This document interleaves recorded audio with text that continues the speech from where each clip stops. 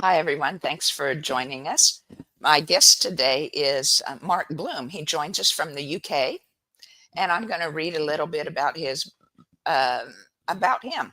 And he's from Liverpool, England, and he published his debut book of a short series late last year that's called Iron Petal, a collection of tales new and old. His fictional works are often inspired by myth, folklore, and lucid dreams, and he is currently working on his second book, which is about a fantasy fiction novel inspired by his Norse and Celtic heritage. And I hope you, from our conversation, I hope you enjoy what you hear about his book, and the Amazon links for both the US and the UK are in the show notes down below. So, Mark, thank you so much for joining me. We've become acquainted for several years now through a mutual friend, and she thought she would be able to watch live today. So I'll have to look for her name coming up. But I really enjoyed um, visiting with you and emailing back and forth. And when I first started having I called them visions, but I think they were, some were visions and some were lucid dreaming, like what you're talking about. And so it was helpful because that was very new to me at the time. And when I first started doing that, and I really enjoyed our conversations about that and about the Welsh backgrounds that we both have Oh yeah. too. And so that's been fun.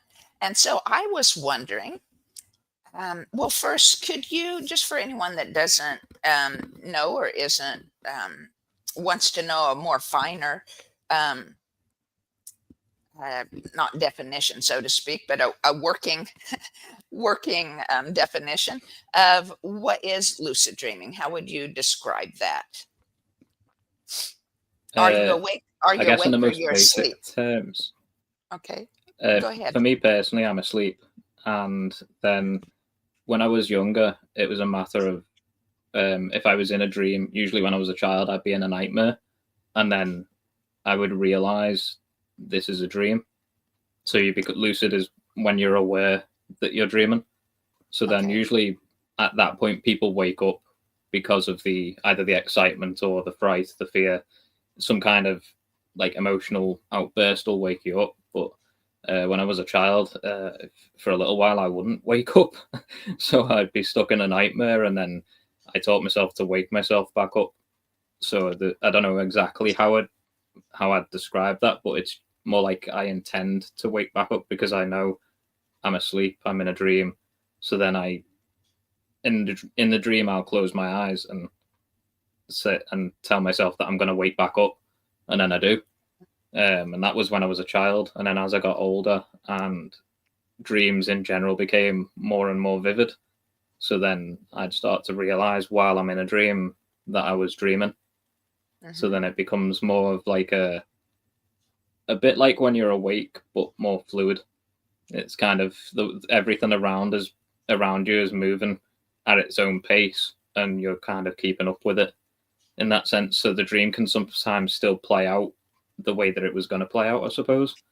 But hmm. you've got a bit more agency over what you're doing within that environment. So it's a little Right, bit like being awake. right. Well, yeah. Yeah, I know I've had that too. I didn't know what to call them. Really, Yeah, at one time when had first started, I remember one dream in particular. I knew I was awake, but I wasn't fully awake. But I knew I wasn't totally asleep, and this dream had started, and I did um, time travel in the dreams. I could see myself going to a certain place. Hour that yeah, was several hours away, or a day away, or whatever. I was moving through time in my head. Does that happen to you sometimes too? yeah. And I've noticed that as I'm growing up, getting older, and I've visited different places, then that becomes almost a part of um, like your mind's catalog that you can recall in a way. So like if you know where like when I was younger and I was at school, we visited Malaga in the south of Spain. And then after that, I could have dreams easily enough, or even lucid dreams, where I'm in a sort of Mediterranean Spanish setting that looks like Malaga. It's almost like you've got new material to work with, I suppose. So it's almost like the dream world is there, but you can it dresses up in different like an overlay, like at the front of it. Like you can almost hallucinate what's there and get a bit more detail out of it, because your mind is more used to it has more details to fill in the gaps with. So it gets a little bit Right. easier over time. Yeah. And so if you choose to, or can you make that happen? Can you like choose what dream you want to kind of redream or re-enter again? Usually when that happens, if I wake up and then go back into a dream, it kind of happens automatically and continues roughly where it was. Mm-hmm. That's but I can sometimes, it depends how well you hold your attention, or when you're going to sleep, intent, that kind of thing. You can sometimes pre-program a dream, I guess might be the right way of describing it. It's like planting a seed. Right, right. Yeah, that would be interesting in itself to try. That interests me. I'm thinking, maybe I'll try that for like a week in a row or something. See if I can, several days in a Yeah, row, try to hold that intention before I go to bed and see what happens. Um, usually it's like I said, like planting a seed, where a couple nights ago when I was going to sleep, I was thinking about there's this it's silly, it sounds silly, but it's in Harry Potter, the movies. There's mhm. a scene with Ron Weasley where there's a cabinet, and the cabinet shows you your worst fears or whatever, and his fear is spiders. So a giant spider comes out the cabinet, and they're being taught how to cast a certain spell, which I think is called Ridiculum or something, or Ridiculous, something like that. It sounds like ridiculous. And the spell basically turns whatever you're looking at, it makes it comical. It's like telling a joke, that kind of idea, but it's visual. So Okay. the spider suddenly has roller skates on it, so its legs go all over the place. And it's like kind of, I was thinking about how that's a funny, um, almost like a philosophical approach to like painful memories or that kind of Mhm. idea. The subconscious, you can kind of, the cool thing about the memory is you can return to things that have happened, but we tend to reinforce the pain Yeah. because we go over the memory again and again and think, woe is me, I'm a victim kind of mentality. But if you take that concept from Harry Potter and like you can overlay the pain with this, like the roller skates on the spider, whatever your Yeah. spider is, put roller skates on it kind of thing. And then I thought it's a really cool, even though it's just pop culture, it's a funny, Harry Potter scene. I thought the concept behind it is quite interesting psychologically.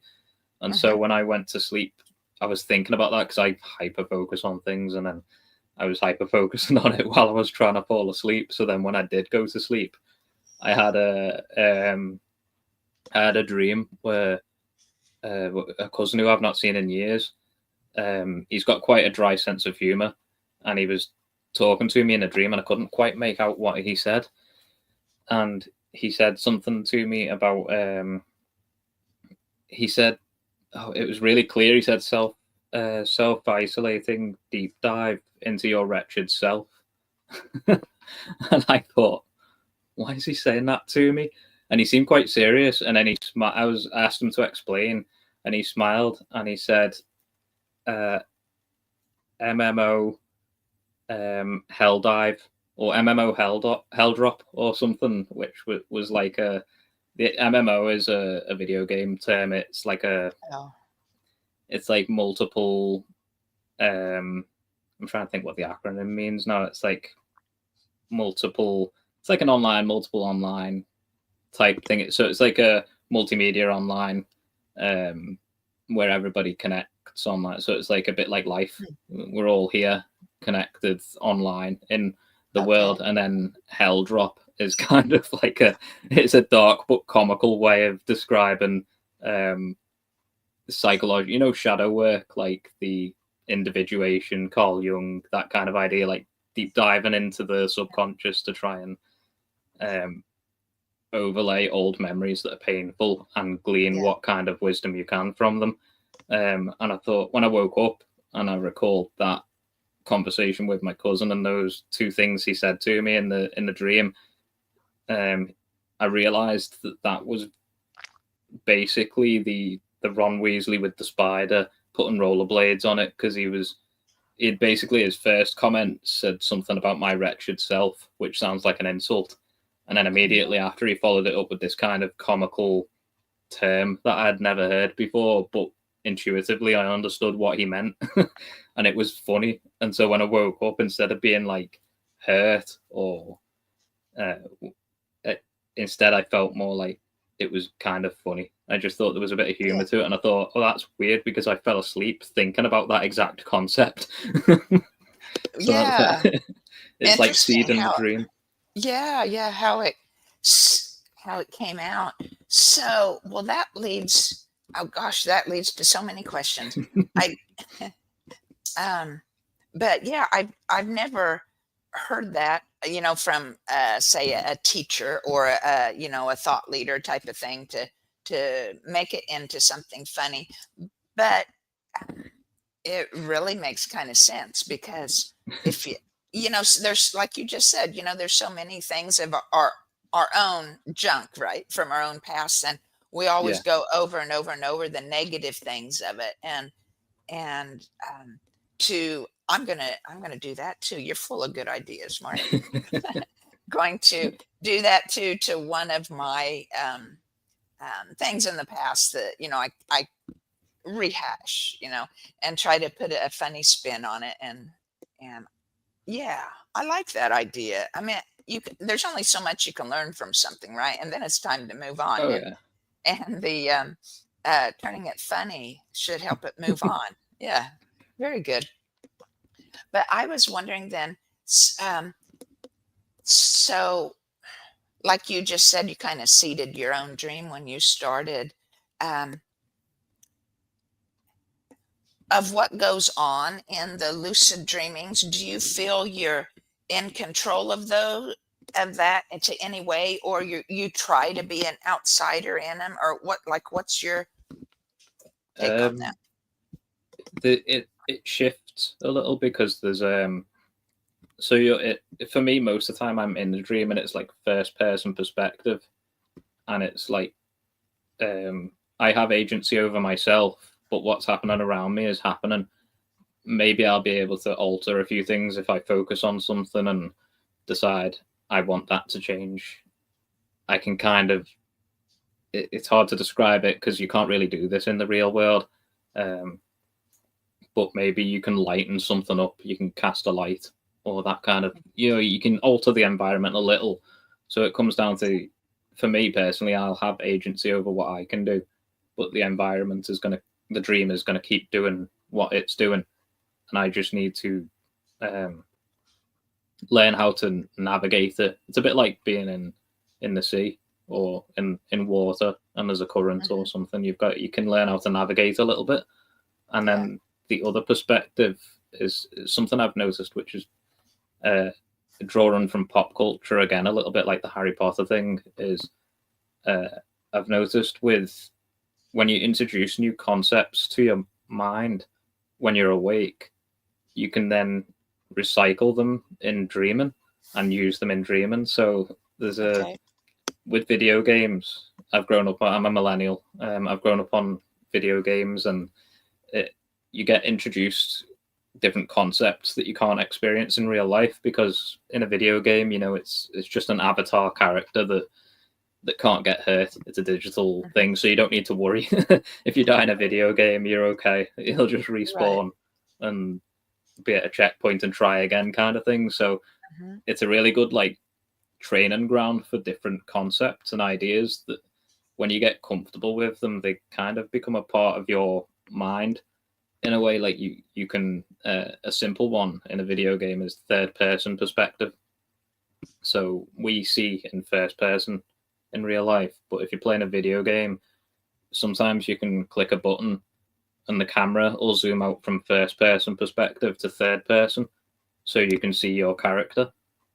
And then I noticed in dreaming, if I'm lucid dreaming, I can do that just by thinking about it or intending to do it. It's like the perspective changes, so I go from being in first person to seeing myself from usually up back here, like a camera perspective, like in a movie.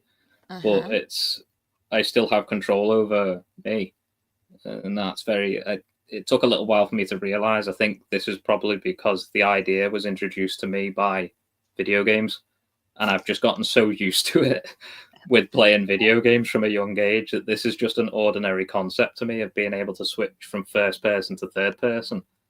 So then in a dream, I can just kind of do that. And it was only recently I started thinking about how there are so many things you can do in a video game that are perfectly safe because, well, it's a video game, so you can't harm yourself. So it's almost like practice, but for dreaming, if you think of it that way, if you have that intent to take it into dreaming, then technically you can, like flying in a video game, you can fly, and then if you get comfortable with the video game and seeing that, you start to do it subconsciously, and when you're playing the video game, you don't think about it because you know you're safe, and then you kind of take that with you into dreaming at night, or I do.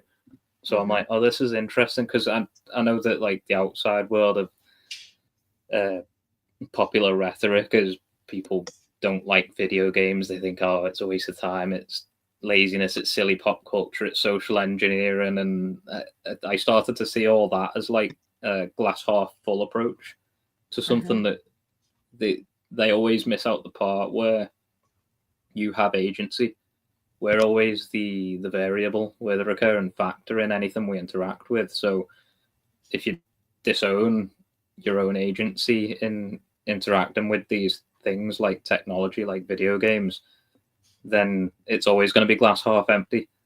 But I started thinking of it in like a glass half full kind of way, where I'm like, actually, there is something you can glean from doing this. So it's not to suggest that people should just like play video games all day every day, but there is something there as opposed to the usual commentary, which is that they're just a waste of time. There's actually kind of interesting neurological studies on video games that show they create neural connections for pattern recognition and strategizing and attention to detail, because it's all embedded within the mechanics of the game, and you don't realize you're doing it because you're just playing a game. But your brain's making all these connections, and then you can use it in real life. And it's strange, because I have godchildren who've grown up on video games more than I have, and they're really smart. And there's some things where I'm like, I'll say to them, how do you know that? And they're like, oh, it was on Fortnite, which is a video game. And I'm like, what? How? It's like, I don't know. I think people write things off too easily. Yeah.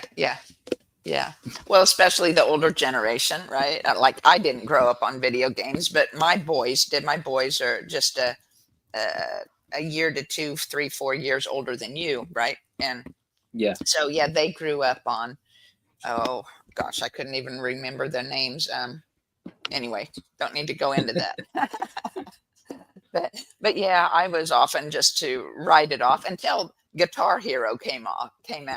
Oh yeah, I kind of like that one. Yeah, It wasn't really learning guitar because of that. It wasn't a game, but I mean, well, kind of, but it wasn't like the action games, of a video game. But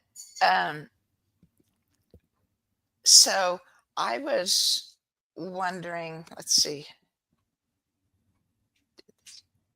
of your book, I just wanted to tell people, I really enjoyed Mark's book. I finished it a week or 2 ago, and I really enjoyed the stories in it. And my favorite story was the last one. I didn't know.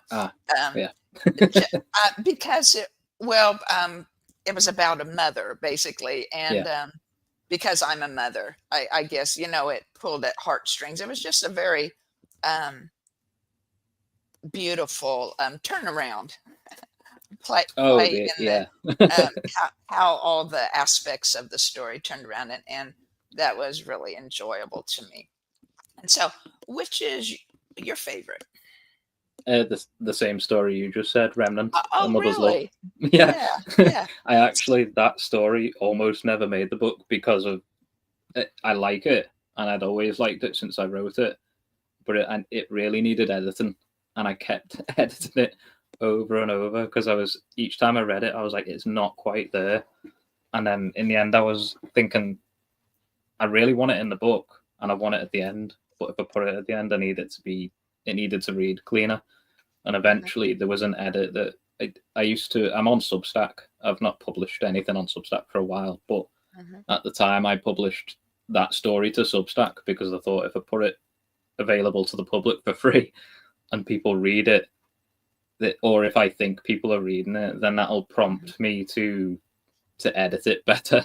I was Okay. basically bullying myself into Right. editing the story better, and That's a so I good did, idea. and Yeah. it worked. And I after having published it there for free, I edited it, got it into shape, and then realized, okay, I can put it in the book now. And that one actually is one of the stories that's based on a very vivid dream that I had. So like the main, um, you'll know when I mean in the story when they reach the top of the hill and they see the Mhm, willow tree with the lake mhm. and the mansion at the other end of the lake. That's where my dream began. So I was in Okay. first person perspective in the role of Lou, Alua here. I named him after like I used the Irish language to sort of create his name Right. because I Okay. needed a character to stand in my place, so it Sure. wasn't too Sure. self-serving. And then the other character, Amora, I just named her Amora because it's kind of like a reference to love, like the title, A Yes. Mother's Love, Yeah. that kind of idea. And she was like a character in the dream, and so the story up until when they're going to be leaving from the basement underneath the house, the cellar, Okay. when Mhm. they're going back up, that's where the dream ended. So I Oh. basically wrote the whole dream out as it was, and Uh-huh. then the beginning and the end of the story are just bookends that I invented. I just imagined and put them there so that I could weave a story throughout, Yeah. like the what you're referencing. I won't give the ending away in case anyone watching wants to read it, Right. but Yeah. Don't give too much. Yeah. the story that threads through the whole thing I created, but the activity, the Mhm. I guess the progression of the scenes within the story and that middle part that I just described as that's just a dream that I had at one point, and it was so vivid. I thought I'm gonna have to note it all down and then try and put that Mhm. into like a fantasy fiction story because it'd be cool. And it is a lovely story. Well, thank you. That was great to hear how you wrote um, that story. What about like the one called Prometheus? To me, it was almost like a say a Orwell 1984 type Yeah. thing, But, right? so that one is it's my retelling of the the ancient Greek myth Prometheus. So, but I brought it into a sci-fi cyberpunk type setting because at the time or at the minute I'm very slowly writing a novel it's like a sci-fi cyberpunk type novel. So I decided at the time I thought, what if I practice by rewriting an ancient Greek myth but bringing it into this sort of cyberpunk universe theme, Mhm. give it that kind of aesthetic and see if that works.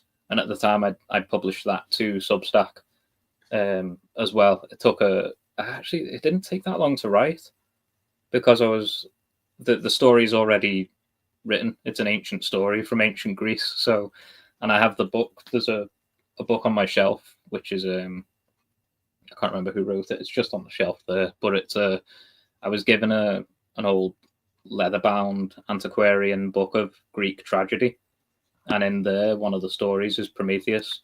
And I liked the way that author had written it out very concisely, and even gave it an epilogue with Hercules or Heracles.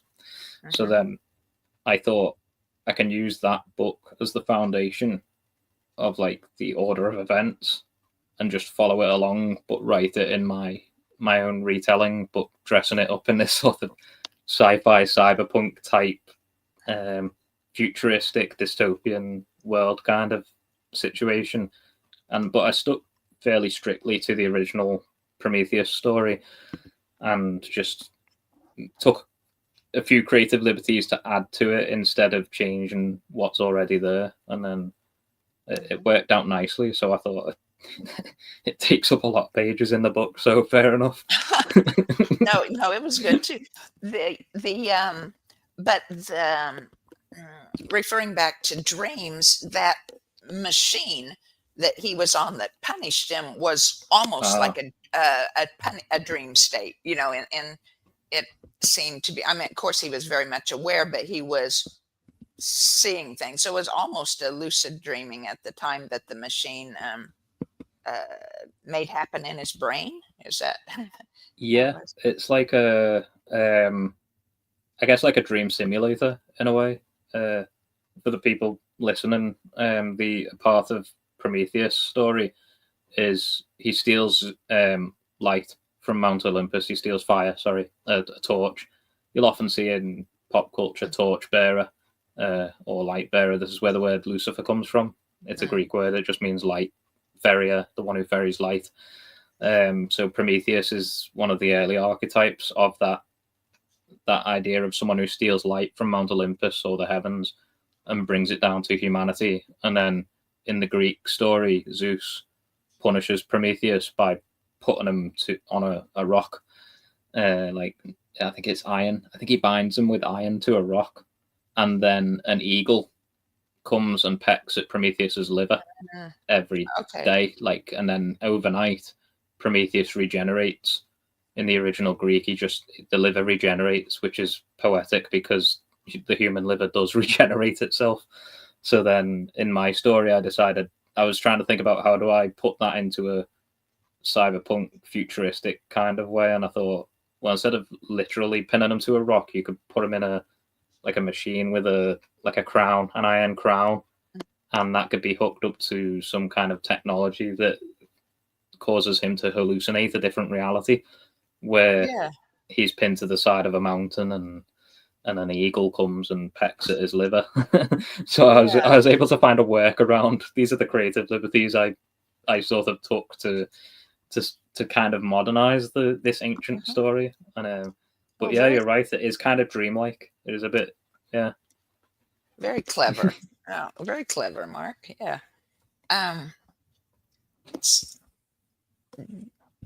Most of the stories, I'm trying to think, except for the Prometheus, but from what I remember just off the top of my head, most of the others dealt with the afterlife, right? Or ancestors in some way.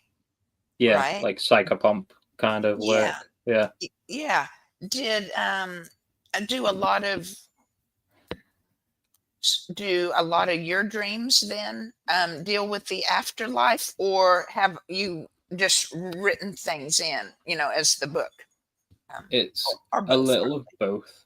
It's kind of like I use the word psychopomp then, which is like another word from Greek tradition, which is, Charon, the ferryman on the river Styx, ferries souls from one side to the other. So he's basically the Grim Reaper or Death. Santa Muerte I used in there's a trilogy inside the book that I refer to as the Fuchsia trilogy. And I put La Santa Muerte in there because that's like a Mexican folk tradition that's growing and growing and becoming like a vast religious cultural movement all over the world, really. But she's so this Santa Muerte, it just means holy death. Santa is saint, Muerte is death, so the saint of death. It's like she's like a psychopomp, and so I'm very interested in that because this is where it kind of connects to my dreams and lucid dreams in some ways. There's like unusual sort of between life and death situations, so it's not necessarily afterlife. It's more like that between part where, you know, when I'm trying to think of maybe even a pop culture reference that illustrates that kind of idea of someone guiding you from life to the afterlife. It's that kind of archetype. I was sort of unintentionally exploring that theme throughout the book. It just kind of came up because of my experiences while dreaming just happened to be a little bit like that. A bit like you mentioned the last story, Remnant of Mother's Love. The last story in the book, that's kind of similar in a way with I won't give too much away, but the situation between the mother and the child and crossing over and helping things move along, helping spirits move on, that kind of idea is a recurring theme in dreaming that initially I wasn't picking up on. When I'd wake up, I'd think, man, that was a weird dream. And then as the pattern started to recur and I started to write these things down and turn them into fiction, I was starting to see the underlying archetype of this psychopomp kind of work. And the Fuchsia series, the trilogy, there's 3 short stories in the book that involve a character called Fuchsia, so I just call it the Fuchsia trilogy. But this is the stories with Santa Muerte, and the activity in that, but from the protagonist that doesn't get named at any point, is just that's based on me when I dream and dealing with like in the first story where it's almost like a flashback, but the protagonist has gone there while he's asleep in dreaming, and he goes back to the moment where, this isn't really a spoiler because it's at the beginning of the first story, but when Fuchsia is being murdered. So like he gets to go back and see that in like a sort of cinematic way, but he's in the scene. He can see them, but they can't see him. So he's almost like the cameraman in a movie, that kind of idea. Some of my dreams are a bit like that, where you're kind of watching a scene play out, but no one in the scene can see you, but you can see them, and you kind of get like a bit like playing a video game again, I guess. You're seeing these things sort of play out, and then you've there's one particular dream I had that the activity in those stories was based on, which is it was unusual at the time because I didn't really know any of the cultural connections or whatever, but when I was asleep, I was in sort of a dark void, and then there was smoke that plumed towards me from the void, and then it sort of shifted into a word, like the smoke spelled out a word, and it was Tlaloc, which is Tlaloc. Now, at the time, I didn't have a clue what that was, but later on, when I woke up from the dream, I wrote it down, and it turns out there's an Aztec god called Tlaloc, which is like a weather god, like the rain god in the Aztec culture. And I thought, oh, that was unusual. But the writing then shifted into the shape of like a cartoon of a dog's head, and I didn't know what that meant. And then the void dissipated, and I was on a shoreline of a lake, and there were 3 men who were wearing like wide brim hats, like the Old West, and to the front left of me looked like a Native American man standing next to an old wooden fishing hut.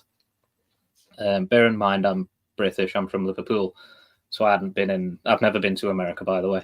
So I'm looking at the scene thinking, this is a weird dream. And they were all paused. It was as if someone had paused a movie, but it was all there 3D, and I'm in the scene. And then all of a sudden it unpaused, and the men standing to my right started shooting pistols and revolvers towards me because I was kind of between them and a Native American guy. So then I was like, I ran backwards, and there was a small jetty leading out onto the lake, like a pier. I don't know if you call them jetties in the US, but a small wooden pier, and there was a crate on it. So I ran and huddled behind that, and then I realized they're not shooting at me, they can't even see me. And then I looked to the Native American guy, and he, he fell down in a pool of his own blood. And then the scene kind of went dark as if evening went to night. And then I heard more movement beside the fishing hut, and something started moving towards where I was. But then the gunman shot again, and I didn't get to see what it was, but whatever it was, it keeled over. And then the scene paused, and everything went to nighttime. And then a dog started walking out of the shadows towards me, which is, the dream started in the void with a little cartoon head of a dog.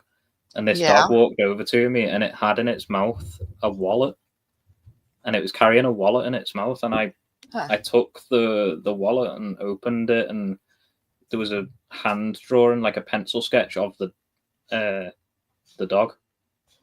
And on the other side, there was handwriting, and I couldn't make out what it said. It was in the English alphabet, but it was a language I didn't understand.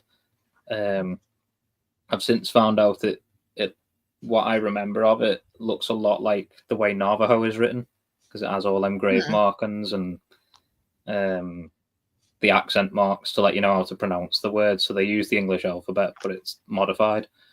And then I thought, okay, I don't know what to do. So I handed the wallet back to the dog, and it took the wallet back in its mouth. And then there was a little wooden boat in the water next to the jetty now, where the crate had been. So then the dog stepped onto the boat, and then I thought, all right, I followed it. It sat at the front of the boat looking out to the lake, and I picked up the paddle. I was standing on the boat in the middle of it. It's only a small little wooden rowboat, and I just started paddling out like the ferryman, the psychopomp Charon from Greek myth. And as we paddled out, it went darker and darker, and then I felt the dog was gone. It disappeared in front of me, and then the boat sank beneath my feet, and I felt water about a couple inches up my feet, and then I was back in that void from the beginning. And another plume of smoke came, and the Native American guy who I'd seen get shot, he kind of emerged from the smoke in front of me, and he held out like a small packet like that, looked like a carton. And at the top, it looked like tobacco, raw tobacco.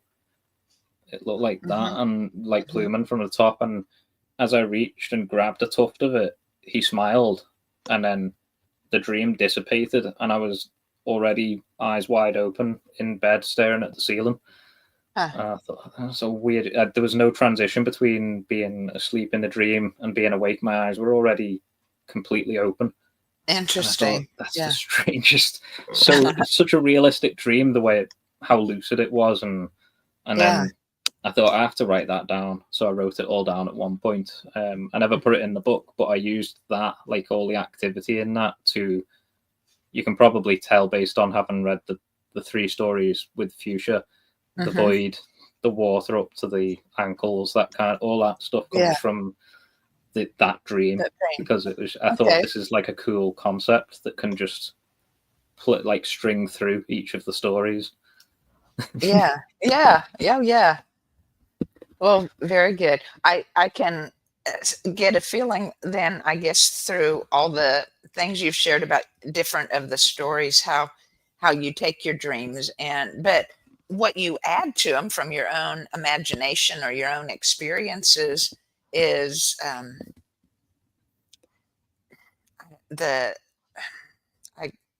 don't know how you'd say the dreams are kind of I'd say your work is the backbone of it, and the dreams are the filler, or the structure of storyline, perhaps. The ingredients, the dreams are a bit like they give me everything that I need, and I've just got to kind of organize it a little bit and make sense of it. And then when there's parts where there's always gaps in your memory, even if you're awake, there's gaps in memory. So I kind of get to. That's where I get to be imaginative and create little, take creative liberties to sort of weave a story through whatever it was I was dreaming about, and then I can.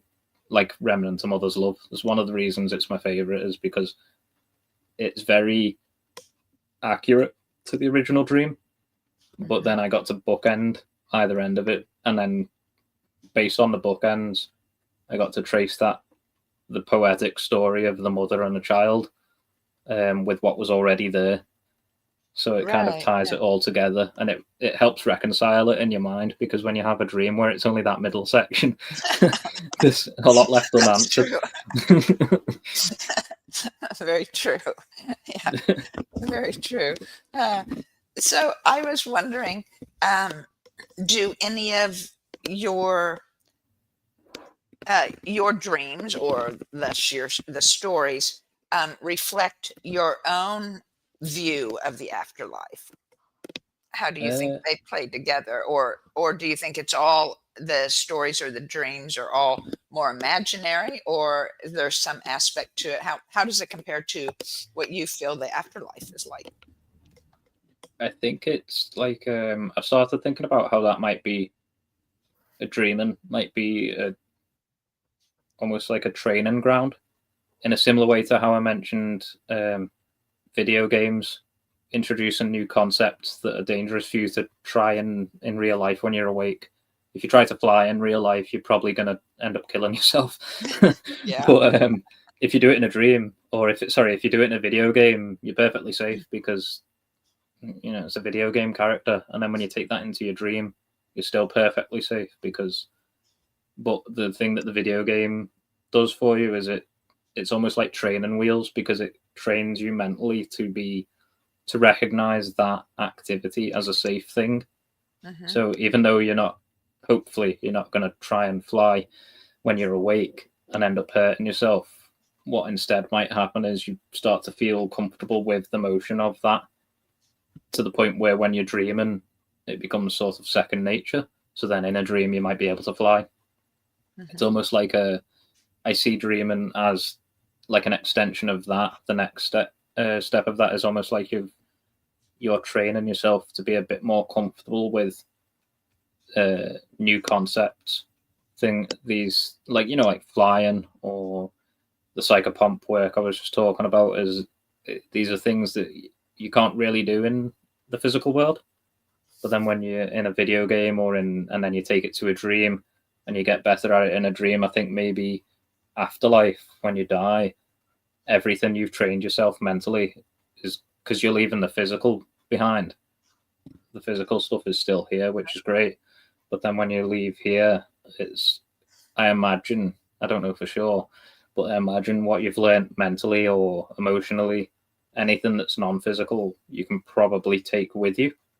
So it's almost like a training ground. So I don't know what the afterlife would be, but I imagine all of that, everything you learn that you get to keep, that isn't physical, probably goes with you, and it's useful. I would hope. Yeah, I think it does, at least from my experience with ancestors. Definitely, it's as the ones that do not go immediately to the oneness. Most everybody seems to stay in the afterlife or in the realm around us until they're ready to move on from there.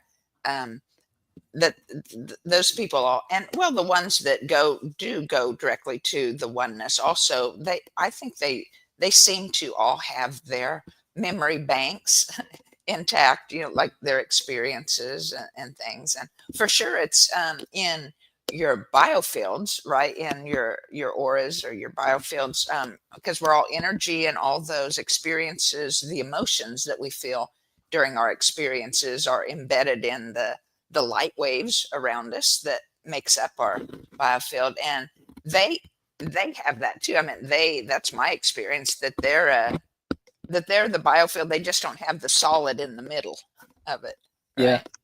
it's memory as well. Yeah, it Like we were is. saying before about being able to revisit a memory. So even if an ancestor, or one, like a grandparent, if you knew your grandparents while they were alive in your lifetime, I think even after they die, if they don't, if there isn't a literal um, visitation from them in a dream, I think your memory is so powerful that you can reconstruct it. You can reconstruct them as almost like a character in your dream that you can learn from, because they were a particular archetype in your life. So it's almost like a psychological study of yourself, but you're using In my case, like a grandparent, like my granddad or my grandma, visiting me in a dream could be me reconstructing them using my memory to sort of try and teach myself, like my subconscious trying to speak to my conscious self and teach me a lesson. Like I mentioned, my cousin before, he's a younger cousin than me, but his particular dry brand of humor, I think, is the archetype that my subconscious wanted to try and deliver to me, and it was making it obvious by showing me my cousin who's got that kind of humor, so I would recognize immediately, oh, he's joking, he's being funny. Whereas if it was someone else, I might not have picked up on that. Yeah. Yes. Yeah. Definitely. I know my experience with ancestors had started with my maternal grandfather, my mom's father, and it could be very likely that if it was someone else, I wouldn't have even wanted to touch or had been too afraid or something to go into working with ancestors. But because of his humor and as well as sincerity and having known him very well in my life, it was something I could accept and start from, work from. So Familiarity as well. When you're familiar yes. with something, you're not as afraid of it. Yeah, absolutely. So have you met any, except for the one you talked to, have you met other ancestors in your dreams? Well, that wasn't an ancestor, that would have been My cousin's still a alive, don't worry. living cousin. Yeah, but have you met any of your ancestors in your dreams? The grandparents that I've known in my lifetime, who all my grandparents are dead now. So the weird thing is, so my nan and my granddad on my mum's side, they were divorced long before I was born. So I had about I had three granddads when I was born because my nan had already remarried. So I just had my mum's stepdad was my granddad, and my mum's dad was my granddad, and then on my dad's side I had my granddad. So I had three granddads for the most part growing up, and then on my dad's side, my granddad died, and my grandma got a new boyfriend who was a lot like a granddad to me. So I had four granddads. Okay, yeah. They've all since passed, but I've seen. I never got to see my maternal nan and grandfather in the same room together because they were already divorced. I'd never. It's just they were fine. They're good people. They were friendly, but they just didn't know each other anymore. That's all. So, I'd never seen them in the same room together before. The whole time that they were both alive, and then after they both passed, because my granddad passed funnily enough, on my birthday in 2015. And the funny thing about that is his dad, my great grandfather, was born. We have the same birthday, July 6th. Oh, so wow. My great grandfather was born July 6th, and I think it was, I hope I'm right in saying it was 1904. My great grandfather was born July 6th, and then I was born July 6th, 1992. And then my granddad on my mum's side, my great grandfather's son, he died on July 6th in 2015. And then a couple years later, my nan died.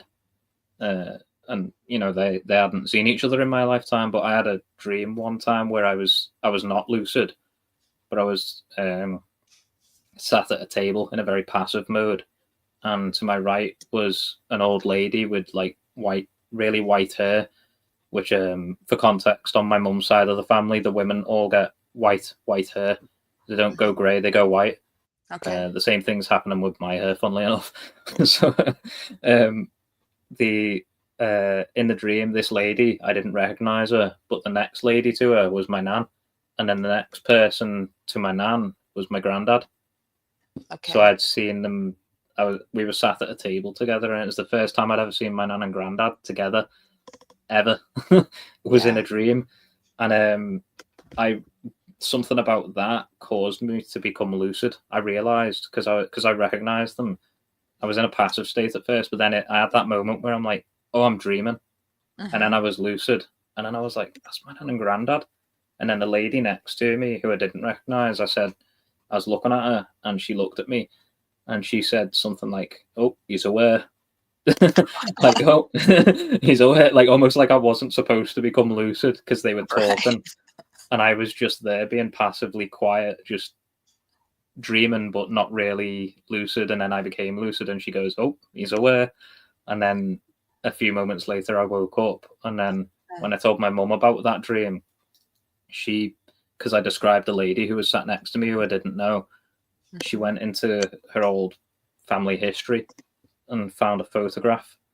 And she was like, "Is this the lady?" And I was like, "Yeah." And it was my great grandmother, so my nan's nan on my mum's side, Wow. who I'd never met her. She had died way before I was born. So I was sat next to my great grandmother and her daughter, my nan, and my granddad in this dream, but I'd never seen my great grandmother before.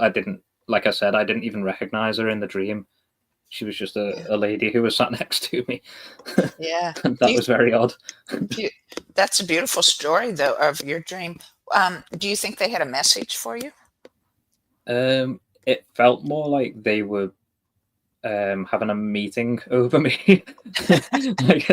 like I was present and I was sat at the table, but it was like not in a mean spirited way, but shush, the grown ups are talking. That kind of situation, like they were having a little conference of their own, and then suddenly I became aware. I became lucid, and I was looking at them like, "Oh my god, that's my grandparents." And then the lady next to me, who turned out to be my great grandmother, she just went, "Oh, he's aware." Like it was like a comical thing. Like I wasn't supposed to become lucid, and then, but to them it was just like it was fine. It was just they were like, "It'd be better if you stay quiet." Right. I lost my question for you. You're July 6th. You had so many connections of births and deaths in your family on July 6th, including you. Have you looked into numerology on that or other things? I would think there has to be something that ties in with all those together. I've never looked too deep into numerology partly because I'm terrible with numbers. Oh, I teach myself lots of different languages, but maths isn't one of them. I can do it, but I'm very picky because of if I'm interested in something, then I'll hyper focus on it and I'll go deep into it. But maths, for some reason, from a very young age, never interested me. right. It's not your thing. So then numerology, there's also lots of different schools of it. There is. Yeah, there's is. like the Hebrew numerology is the one that's usually looked at. But with regards to July 6th, it's going to frighten a few people who are like that. But the only one that came up to me that jumped out immediately was 666, because there's my great granddad, there's my granddad, and there's me, and it's all July 6th. Right. So there's a 6 and a 6 and a 6 through Okay. about 100 years, a little over 100 years, actually about 110 years of like between my great grandfather and my grandfather dying. Yeah. But I don't know. I know things get a bit convoluted, especially with 666. Well, I wonder if it has something to do though with your natal chart and how it's arranged. I don't know. I don't know numerology very well, but say like for me, I separated from my first husband on March 17th. I separated from my second husband on March 17th. And my grandfather appeared to me in my kitchen here as an ancestor on March 17th. And it's like, well, there has to be something with men and March 17th or the energies perhaps of the equinox that are going on. I was thinking that, yeah. Or the shift from it'd be the shift from Pisces to Aries. So I don't know, but I would just assume with that many, there would likely be some connection for you if you ever um, I think it's chose to look into it. usually liminal times of year, like spring and autumn. Like you mentioned, the March 17th is pretty much, depending on where you are, around Mhm. about the spring equinox, isn't it? And Right. then Mhm. in obviously my part of the world, the autumn, Halloween, or Mhm. in Ireland it was Samhain. Everyone says Samhain because Right. of how it's spelled, Champagne. but Yeah. it's Uh-huh. in Irish it's the MH is pronounced like the letter W. It's just how the Catholics wrote down the Irish language. Oh, So how's Samhain pronounced in Irish? Samhain. The Samhain. MH in the middle is Interesting. like a W. So the Yeah. Sam, people split it as like Sam Hain, but Okay. the MH in the middle is just W basically. Um, it's pronounced like the letter W, so that's Samhain, and So, it literally means summer's end. It means the end of summer. okay. Okay. That's just what it translates to in from Irish to English. Yeah. But Yeah. it's a cool little pivot between summer and winter. It is that middle point, isn't it? Because it's in the I don't know if you know too much about the Celtic origins, but it's the thinning of the veil, the idea of the other world becoming the veil between this world and the other world is at its thinnest. So that's when it's best time to communicate with the ancestors. That's what Mhm. the ancient tradition is in my Right. part of the world. For Halloween, it kind of, Yeah, uh, I know people that would be referred to or call themselves witches or whatever, in that line of thought. The Samhain or the Samhain is yeah, very important to them. I know. yeah. It's I think it's because it's that anything liminal. Like when you look into Celtic tradition, it's very it, a lot of other traditions are very sun centered. It's very like a at the peak of the sun in the summer. But the Celtic tradition is a little bit odd because it's a little bit of both. There's that weird liminal part, is where if you trace all the different archetypes, they're always liminal figures. If you look at what people call Celtic gods, they were never referred to as gods historically. That's like a modern um, overlay to try and Okay. help people understand what they are. But like these figures that are in Celtic tradition as gods are usually liminal figures. So you get like men, like Lu. There's a god called Lu, who's a sun god, but he's also like the god of poetry and creativity and art and all these sort of feminine archetype things. Hmm. But then he's also got some masculine archetype things. So usually in like continental Europe traditions, you get very like strict archetypes. Like Thor is very masculine. Hmm. Um, Right. Freya is very feminine. There's usually quite strict boundaries on them, which is quite easy to learn. But then Celtic tradition is a little bit difficult because it's like a different mode of thought where everything's just a little bit in between, a little bit androgynous kind of, and it's very unusual. But it's come through the lens of Christianity and the rewritings that took place. But the remnants that we do have, it's very odd. It's like very centered on the spring equinox and the autumn equinox, Hmm. as opposed to like summer and winter, like the height of the sun and the lowest point of the sun. It's kind of the between stages. It's a very Right. unusual sort of practice, a bit like relating to dreaming and the afterlife or that between stage psychopomp. It's all very mixed in with it. Um, so I think probably I'm in the right place geographically. Right. Right. It sounds like it. Combining that line of thought with your dreaming, like you said, the lucid dreaming being in that liminal state. Interesting. Yeah. That's very interesting. Huh. So where would you like to go in your writing next? You say you're working on a new book. I am. Yeah, there's a couple. There's one I mentioned before, which is the cyberpunk type novel. I'm slowly chipping away at that because it's a bit uh, complex because of the sci-fi nature of it. There's technologies that I'm inventing words for, but I'm sort of recycling real world vocabulary to construct make believe technologies, I guess, that kind of make sense in the realm of the mind. It can be a bit complex, but the one that you mentioned in the bio, the fantasy fiction one, that one's coming along a lot better because that one is based on a dream that I had in.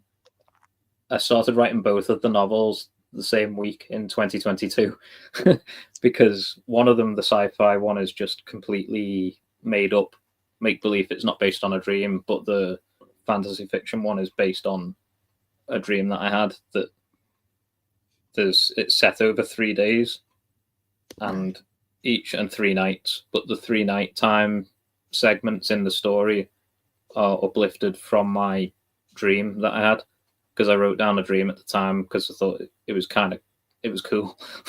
So I wrote it down, and then I'm slowly chipping away at it because the nighttime sections, I know what's going to happen because I dreamt it, but the daytime sections, I'm using that. I'm basically constructing it completely, creating it and creating these different characters, like a group of characters that are traveling from one end of a valley to another end of the valley. But it's not so simple as just walking across it. It gets a bit difficult at night times for them. I won't give more away, but there's a reason. Yeah. And interesting. Yeah. It's also heavily influenced by like Celtic tradition and a little bit of Norse tradition. And I've been looking at also classical, like the Roman. It's basically an ode to Britain in a way. It's kind of, this is my home, but it's like there's a little bit of Welsh influence, Irish, Scottish, and then there's the Norse, and then there's a little bit of Roman in there as well, just to create these different factions so that I could justify having the characters that I've imagined to kind of, in fact, the one of the main characters in the story is a lot like Lou from A Mother's Love. So A Mother's Love is a little bit like a precursor to it in a way. They're not set in the same world, but it's that kind of theme where it's sort of medieval fantasy with a bit of elves and magic and that kind of idea, just to sort of bring to life the Celtic heritage in a way. I would think you'd have a large reader base for that. Hopefully. I was thinking maybe, I hope so too. I'll read it. What I was wondering is if you could intentionally or hold the intention for seeding a dream that would help you fill in parts of the daytime of the one book that is 3 days and 3 nights or something.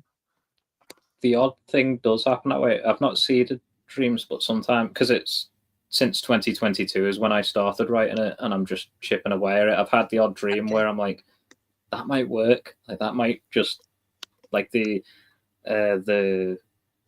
Irish goddess, let's say, Morrigan, is you usually see her connected to ravens and crows, overseeing the battlefield, that kind of idea. So I've leveraged a little bit from that, and then some of that started to appear in dreams. Okay. Like that kind of idea. It's almost like, so I kind of seeded it, but in a very passive sort of way. I didn't go to sleep thinking planting the seed for that. It's almost like passively over time, because I was exploring that in real life. It started to seep into my dreaming, and then that starts to feed back into the story that I'm writing. Right. It's like a feedback loop. Yeah. Oh, very good. I just had one more thought on time travel, because I know in some of my dreams I've traveled. I really felt like I was traveling. How closely do you think that traveling in the dreams and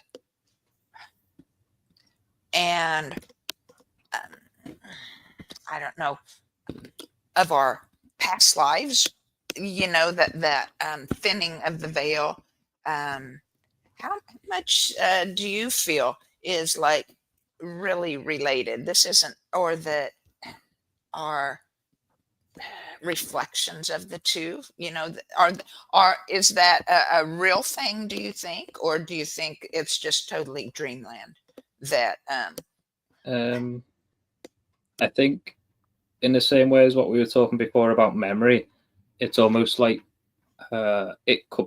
I might be wrong, but it could be a reconstruction. Like the dream I told you about the Native American guy. That seemed like it was set in the past, but like I say, I've never been to America. It seemed just like a psychopomp story where it was like I was the psychopomp who needed to go, and it was almost like I was being given a quest, like just go. There's a dog whose spirit is still stuck at this right, location where something awful happened, and then we need you to bring the dog back. This is filling in the gaps because nobody spoke in the dream. I didn't speak. It was just all silent and intuitive. And then the dog disappeared in front of me on the boat. And then the next thing is the void. And the Native American guy handed me tobacco. And again, at the time, I didn't know what that meant, so I had to Google it when I woke up. And apparently, it is a real Native American tradition in various tribes, including the Navajo. Will a gift of tobacco is like almost like a sign of friendship, like a peace offering, that kind of idea. At the time when I dreamt it, I didn't know any of this stuff.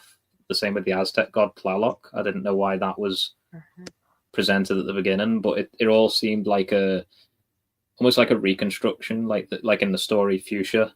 I mentioned the death scene, the murder scene in the story that I wrote it's almost like I got that idea from that dream, the idea of being able to almost go back in time and see a reconstruction.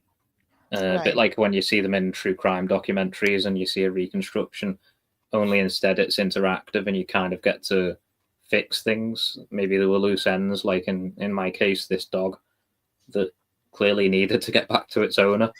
And you kind of, no one tells you, like, oh, here's your mission. It's just kind of, you've got to intuit your way through this. And I might be completely wrong. It might have just been just a dream, just a psychological dream, fixing something within my own subconscious, maybe. But there's also, I suppose, even in Jungian psychology, they have the collective unconscious, which I suppose is, if the memory is there, then it can reconstruct, and you can, and in my case, interact with that memory in a way and sort of piece things together. But I don't know how I'd go about proving where that took place with the Native American guy and his dog, and if it really did take place. I wouldn't know how to figure that out. But I think there has to be something to it because it was so unusual, and for the word Tlaloc to be a real word in another culture on the other side of the world and another continent, and it's a culture that kind of doesn't exist anymore because of colonization. So it's not like at the forefront of pop culture or anything, is it? So or like seeing your great grandmother and you hadn't ever seen her in person, but your mom had a picture of her and that was her. I'd never even seen a photograph of her until I had that dream, because that was the first time my mum had thought to show me the photograph, because she was like, wait, is it this lady? And I'm like, yeah, that's her. And she's like, that's my grandmother. It's like, so there must be something to it, but I don't know as well, like if you think about epigenetic memory, you know, the way you have genetic inheritance, which is your physical, like I look a bit like my mum. So it's physical inheritance, but epigenetic, just epi is just the outermost inheritance, like external to your physical genetics.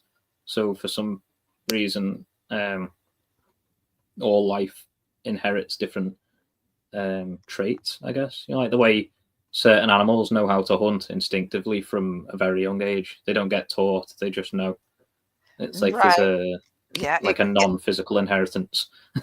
Well, I think it's physiological in a way, at least, with biofield tuning that I do, it's physiological. I mean, we're working in light particles on light waves, right?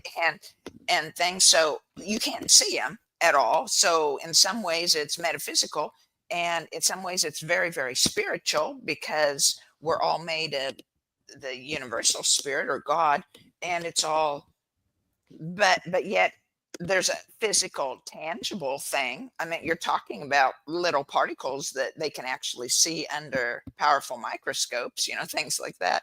So it's like, um, something's real. I know I've had um, a lot of experiences in hypnosis, trying to connect with, getting a message from ancestors, or trying to connect stories or connect people or reasons, things in my mind wanting to connect, and these ancestors will pop up, and it's like definitely not anyone I would have intentionally created. It's, and they're there, right? They're Yeah, in I think my that bio might be the my biofield. inheritance.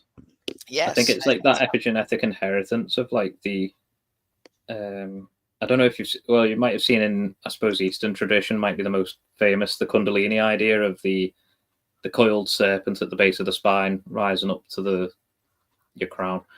Yeah. Is like a modern way of explaining that might be coming online. You're online. That kind of idea. Like there's a your epigenetic inheritance. Maybe you're getting access to what Jung might call the collective unconscious or whatever. So there's a Mhm. collective thing, but some of that collective is your own inheritance from ancestors who perhaps you didn't even know, but it's encoded in your DNA because your DNA holds memory, Mhm. and some of that memory isn't even active. Like even modern science has studied this and shows that like a lot of your DNA structure you're not even using. They call it junk DNA in science because they haven't figured out what it's for. But like I don't think for a second it's junk. Right, I right. think that like you can, there's probably, even if it's evolutionary, where over time it's slowly coming online. Because can you Mhm. imagine if it all came online at once, how much people would freak out? I mean, people chase that experience as well with like ayahuasca, using Yes. Yeah. like real, and that's the way I see that is a bit like a consciousness as an aperture, like an aperture on a camera where it like opens Hmm. and Okay. closes and it lets more light in or out. Yeah. Yeah. I see consciousness as a little bit like that. So it's it's things like ayahuasca I see as like someone just prying open their aperture and seeing lots and getting lots of answers out of it, which fine, each to their own. Sure. Sure. If you feel you're comfortable doing that, then I guess you are. And but like I think sometimes there's an art to just allowing the aperture to slowly expand through comfort, so that Mhm. it's like the more comfortable you are, the more you see, or the more saturation colors will have, or you can tune into finer sounds. And if you're listening to a song, you can passively listen to it and not really pick up a lot from it. But then the thousandth time that you listen to it and you've relaxed and you're really paying attention to what the bass line is doing, Yeah. suddenly the only thing you can hear is the bass line. And there's Right. like, you can do that out in nature as well if you close your eyes and then start to listen to, if you try to filter out the sound of like cars or the train or whatever it is, you can start to hear birds in the distance Mhm. whistling like really far off because you can really tune in.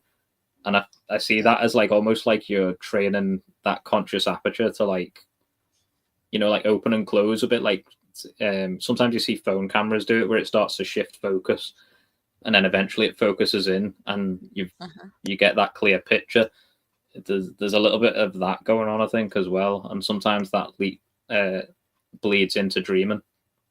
Mhm. So you can Yeah. kind of do Yeah. that in dreams if you lucid dream. I suppose for the people listening, if anyone's interested in a lucid dreaming, one thing I found useful is when I'm in a dream, if I feel myself sort of pulling out of it, like I'm going to wake up again, I'll focus on something in my environment.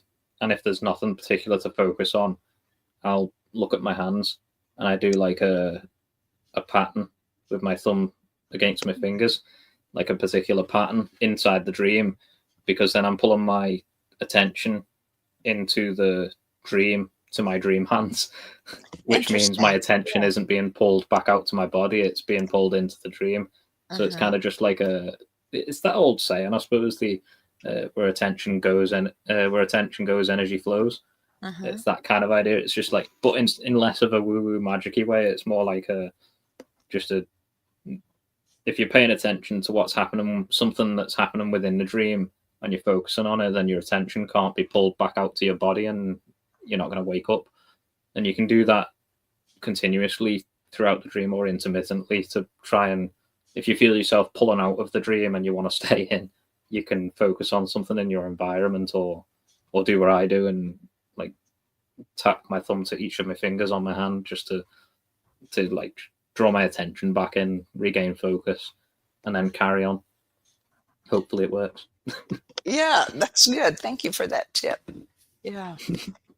Very cool. Very cool. Is there any last thought you'd like to leave with people, or maybe you could show your picture of your book there that you have? And I do. I have the book here. Hopefully it shows on camera. I'll see if I can. It's a glossy cover, so it's going to reflect the light. But that drawing in the middle is that's a Celtic raven that I hand drew that. The Celtic knotwork. I copied I have a silver ring with a Celtic knot raven engraved on it, and I hand drew that and then colored it, and then I cut it out as like a stencil, and the tartan in the background is just a scarf I have, a Scottish tartan scarf that I nice, put the picture on it and photographed it, and thought that'll be a good enough cover. And the back cover that's just a photograph of a pond in my back garden. It's the reflection of a tree. We have a tree out there just above the pond, and it was winter. In fact, it was probably around about this time last year. But I thought it looked nice because the reflection was indigo because of the way the sky was. And I took a picture of it, and then I thought, that'll be a nice back cover as well. Yeah, it was nice. Yeah, very good.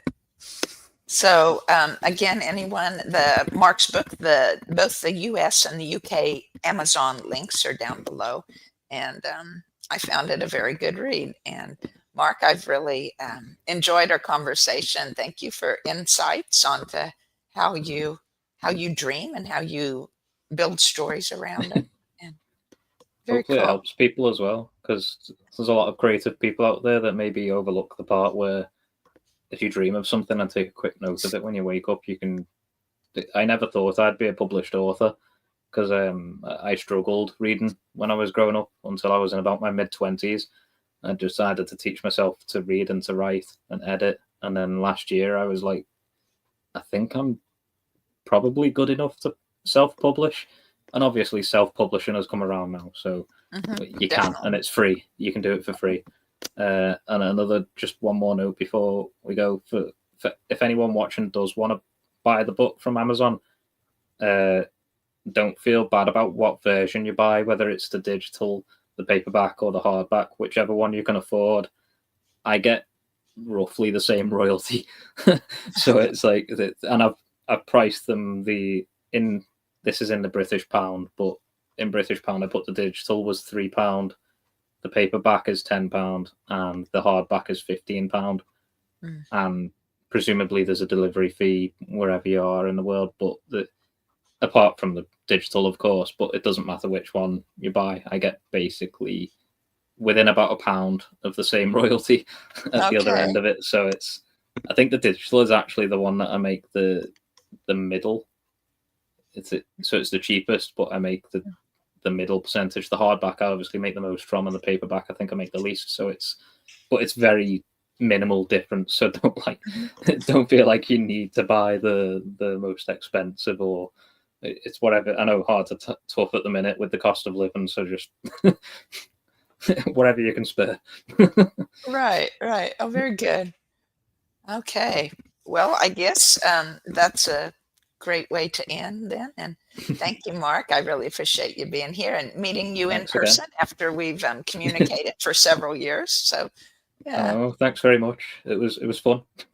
Good, good. I enjoyed it too, and I look forward to reading your next book. I'll So let you know when it's done. I would like that. Yes, thank you. Thank you. And thanks everybody for watching. Well, catch you next time. Bye-bye.